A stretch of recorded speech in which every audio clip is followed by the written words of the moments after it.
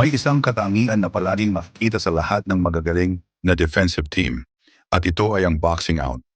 Apat na manlalaro ang committed na hanapin ang kanilang bantay, harangin sila, habang ang on-ball defender naman ay nagbibigay ng matinding effort sa pag-contest ng jump shot. Kapag tumira ang kalaban, agad nilang hinahanap gamit ang mata ang kanilang tao, habang yung nagbabantay ng shooter ay kumukontest sa tira. Ang paghanap sa bantay mo at pag-box out ay hindi nangangailangan ng talento. Ang kailangan ay disiplina para gawin ito sa bawat possession. Pero madalas, kapag may tumira, ang mga manlalaro ay tumatakbo lang papunta sa paint at nakatitig sa ring dahil gusto nilang makuha ang rebound.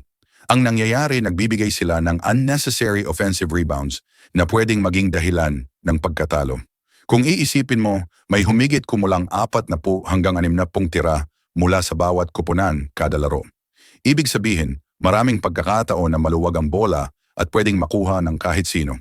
Kapag malapit lang sa ring ang tira, may tinatawag na short rebound radius. Kasi hindi masyadong malakas ang tama ng bola sa rim, malamang babagsak lang ito malapit sa paint, madalas sa paligid ng charge circle. Ibig sabihin, kapag maikli ang tira, dun ka dapat nakaposisyon. Kapag naman malayo ang tira, lumalaki ang rebound radius. Maaari nang mapunta ang bola halos kahit saan sa loob ng 3-punto line.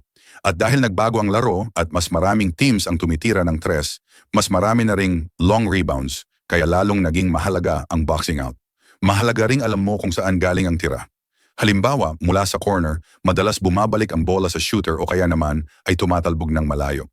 Ibig sabihin, hindi lang sapat ang mag-box out, kailangan ding maunawaan kung saan pwedeng mapunta ang bola. Halimbawa, may defender na may perfect inside leverage sa ilalim ng ring. Pero dahil mula sa 3 ang tira, maliit ang posibilidad na mapunta ang bola sa pwesto niya. Kaya lumaban siya at nagpalit ng leverage sa kanyang bantay, alam niyang hindi babagsak doon ang bola. Kaya kapag nagtuturo ka ng boxing out, isipin ang rebound radius.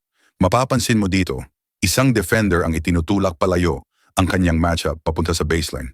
Dahil alam niyang imposible makakuha ng rebound mula sa likod ng backboard.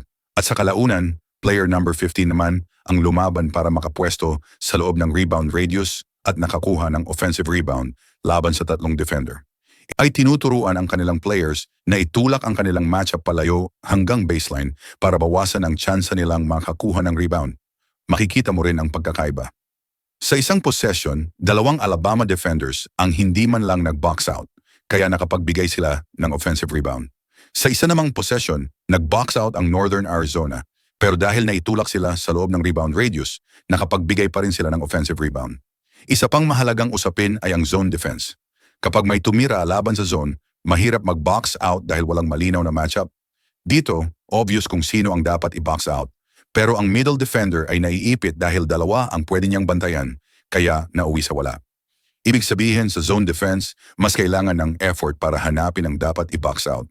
Halimbawa, kapag tumira, 2 sa defenders ay malinaw ang assignment, pero yung pangatlo kailangan pang lumayo para mahanap ang numero 2 kung siya ay mag-crash.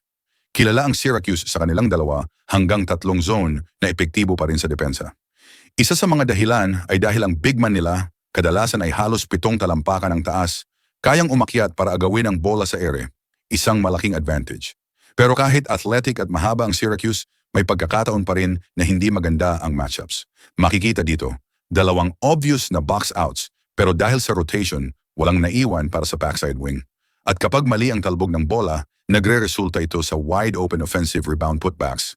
Sa huli, ang panalo o talo ay madalas nakasalalay lang sa 1 o 2 possessions. Kung mas disiplinado ka kaysa sa kalaban pagdating sa aspetong ito ng laro, mas malaki ang tsansa mong manalo.